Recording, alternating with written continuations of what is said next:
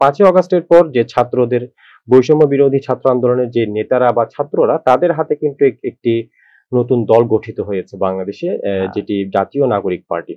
এবং আমরা দেখতে পাচ্ছি জনগণের একটি বড় অংশের এই দলটির উপর বা ছাত্রদের উপর কিন্তু তারা আশা আশা দেখতে পাচ্ছেন এবং এইটির উপর নির্ভর করতে চাচ্ছেন। অনেকেই বলছেন আমরা এই নতুনদের হাতে আমরা আগামী বাংলাদেশটি আমরা দিতে চাই। সেই হিসেবে এই তরুণরা আসলে কি তারা তরুণ হিসেবে দেশের রাজনীতির জন্য কতটুকু ভালো করতে পারবে? এনসিপি জাতীয় নাগরিক কমিটি, আপনি জানবেন যে ছাত্র শক্তি নামে একটা সংগঠন ছিল। অবশ্যই। এর আগে এরা ছিল গণ অধিকার পরিষদে। আমরা বেশ কিছু মানুষ 2018 সালের কোটা আন্দোলনের সাথে যারা সম্পৃক্ত ছিল, নুরুল হকদের যে গ্রুপটা, যেহেতু নুরুল হক নূর কে সবাই চিনে, তখন যার জন্য ওইটাই বললাম। হ্যাঁ, ভিপি ছিল। এবং ভিপি হওয়ার পরবর্তীতে সাধারণ আমরা যারা যুব সমাজের ছিলাম এবং স্টুডেন্টদের নিয়ে এই রাজনৈতিক দলটা গঠন করা হয়। তার পরবর্তীতে ছাত্র শক্তি তৈরি করা হয়, ওটা আক্তাররা তৈরি করেছিল।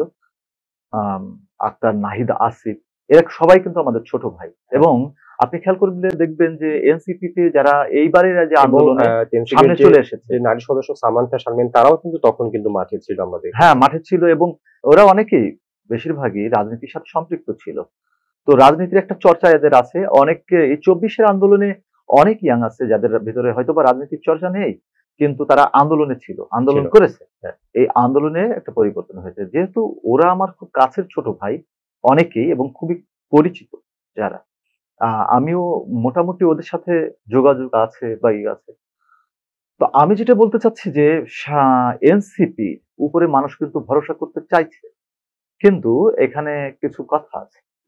মানুষ বিগত আওয়ামী লীগ এবং বিএনপি শাসন আমল দেখেছে এবং বাংলাদেশের যে রাজনৈতিক নোংরামি, সেই নোংরামিতে কারণে মানুষ একটা কথা প্রায় বলতো, আমি রাজনীতিকে ঘৃণা করি। তো সেই ঘৃণার জায়গা থেকে একটা সময় তারা এই উপলব্ধি করলে এবং তারা এই আন্দোলনে কিন্তু সমর্থন দিয়েছে এবং তারা মাঠে ছিল। অবশ্যই বিশাল একটা জনগোষ্ঠী মাঠে ছিল, যার কারণে শেখ হাসিনার পতন হলো। এখন তারা চাইছে এই আওয়ামী লীগ বিএনপির বাইরে নতুন একটা শক্তির আবির্ভাব হোক।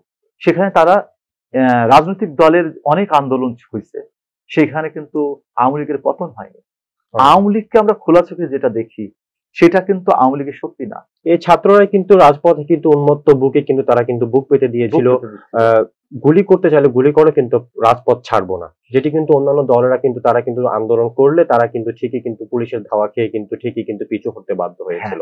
তো এখানে যেটা হয়েছে সেটা হলো রাজনৈতিক দলগুলোর যে আন্দোলন, সেই আন্দোলনে অনেক গ্যাপ ছিল, তারা অনেকেই বিশ্বাসঘাতকতাও করেছিল, যার জন্য বিগত দিনে ফ্যাসিস্টবাদ বিরোধী যে আন্দোলনগুলো মুখ থুবড়ে পড়েছিল। পাশাপাশি আওয়ামী লীগের পুরোই সাপোর্ট দিচ্ছিল হলো ইন্ডিয়া। মূলত এবার হাসিনার পতন হয়নি, এটা আসলে ভারতীয় আগ্রাসনের পতন হয়েছে। তো সেই জায়গাকে, এই টোটাল বিষয়বস্তুকে বিবেচনা করে সাধারণ মানুষ নতুন একটা রাজনৈতিক দলের কে বিশ্বাস করতে চায় বা সমর্থন দিতে চায়। কিন্তু কথা হলো যে এরপরে কিন্তু একটা বিতর্ক তৈরি হয়ে গেছে। সেই বিতর্কগুলো এসছে, বিতর্ক বাংলাদেশের রাজনীতিতে যেটা আছে যে কিছু সত্য আর অনেক কিছুই মিথ্যা ছড়ানো হয়, গুজব। হ্যাঁ, গুজবও ছড়ানো হয়, অনেক সময় ছড়ানো হয়। তো আমি বলতে চাই যে এনসিপিতে যে ইয়াং নেতৃত্ব আছে এবং এখানে অনেক একাডেমিক শিক্ষায় শিক্ষিত ছেলে মেয়ে আছে, তো একাডেমিক শিক্ষা আর বাস্তব শিক্ষার মধ্যে পার্থক্যটা আছে। তাদের উচিত হবে রাজনৈতিক দলকে যদি গণমানুষের দ্বারে পৌঁছে দিতে চায়, তাদের তৃণমূলে যেতে হবে।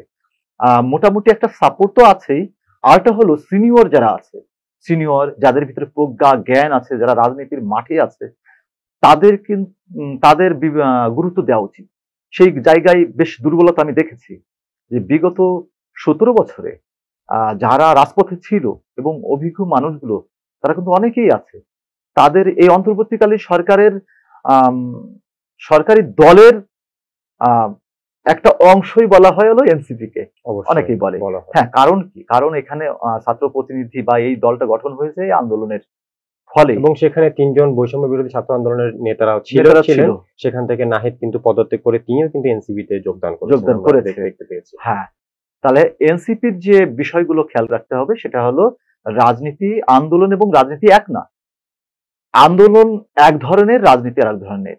এইখানে একটা রাজনৈতিক দলের 4টা স্তর থাকে, সেই স্তরগুলোর এক একটা স্তরের এক এক রকম কাজ। আমি চাই যে এনসিপি কে অবশ্যই কয়েকটা জায়গায় কাজ করতে হবে। সেটা হলো স্টুডেন্ট যারা আছে তাদের সরাসরি রাজনীতিতে আনা যাবে না। যারা এখনো নিয়মিত স্টুডেন্ট তাদের ছাত্র সংসদ নির্বাচনের ব্যবস্থা করতে হবে। তারা ইনস্টিটিউট ভিত্তিক তারা কাজ করবে, রাষ্ট্র গঠনে কাজ করবে, তাদের শিক্ষা প্রতিষ্ঠান গঠনে কাজ করবে। এরপরে ছাত্র সংসদ নির্বাচন যদি হয়, প্রতি বছর কমপক্ষে 50,000 নেতৃত্ব বের হবে। এইচএসসি লেভেল, অনার্স লেভেল, হ্যাঁ, ইউনিভার্সিটি লেভেল, প্রাইভেট ইউনিভার্সিটি, তারপরে পাবলিক ইউনিভার্সিটি, ন্যাশনাল ইউনিভার্সিটি, এইসব জায়গায়। তার পরবর্তীতে ওরা জাতীয় রাজনীতিতে জয়েন করবে। তো আমরা খেয়াল করেছি যে যারা রাজনীতিতে অভিজ্ঞ না তাদের কিন্তু নানান ধরনের কথাবার্তা তারা বলেছে, অনেক ভুল করেছে, যার কারণে তাদের প্রতি অনেক সমর্থনও কমে গেছে। পাশাপাশি যেহেতু বিরোধী অনেক দল আছে এবং ফ্যাসিস্ট হাসিনা পালিয়ে গেছে, কিন্তু হাসিনার যে কাঠামো সেটা কিন্তু এখনো আমরা দৃশ্যমান বা দেখতে তার পাচ্ছি। দোষররা অনেকে রয়ে গেছে অনেকেই না, টোটাল কাঠামোই টিকে আছে, শুধু মাথাটা পড়ে গেছে। আসলে। তো সেই কাঠামোগুলো যারা 14 ভোট ডাকাতির নির্বাচন করেছে, 14, 18, 24 কুশীলব যারা ছিল, এসব ডিসিএসপি ছিল, আপনি মাথায় রাখবেন অবশ্যই যে তৎকালীন সময় কিন্তু এই ডিসিএসপিরাই আওয়ামী লীগের সভাপতি সেক্রেটারি ছিল। সচিবালয়ে যে সচিবরা বসে আছে, যারা দীর্ঘদিন ধরে এই দুর্নীতিগুলো করেছে, সেই লোকগুলো কিন্তু এখনো বসে আছে। এখনো বসে আছে। তাদের কিন্তু অনেকেই পুনর্বাসন করছে। এই অপরাধীদের নিয়ে নতুন বাংলাদেশ বিনির্মাণ সম্ভব না। কারণ না, তাদের তাদের ওইখানে তাদের যে মস্তিষ্কে যেটা রাইট হয়ে গেছে ওটা রিরাইট করা সম্ভব না। অবশ্যই অতএব তাদের শাস্তির আওতায় আনতে হবে। সেটা দেখে অন্যরা সতর্ক হয়ে যাবে। আইন এবং আইনের শাসন যদি সঠিকভাবে প্রয়োগ করা হয়, তাহলে আমি মনে করি যে পরবর্তীতে আমরা যে রাষ্ট্র চাচ্ছি, নিরাপদ সমাজ, রাষ্ট্র বিনির্মাণ করতে চাচ্ছি, সেই রাষ্ট্র বিনির্মাণ সম্ভব হবে। আপনাকে অসংখ্য ধন্যবাদ। আমরাও চাই একটি নতুন একটি বাংলাদেশ, একটি সুন্দর একটি বাংলাদেশ আবার আমরা জনগণকে উপহার দিতে পারি। নতুন এই বাংলাদেশে কৃষক থেকে শুরু করে সবাই সুন্দরভাবে তাদের প্রত্যেকটি অধিকার পেয়ে তারা সুন্দরভাবে থাকতে পারুক, সেটি আমাদের কামনা। আপনাকে অসংখ্য ধন্যবাদ আজকের আমাদের অনুষ্ঠানে সময় দেওয়ার জন্য।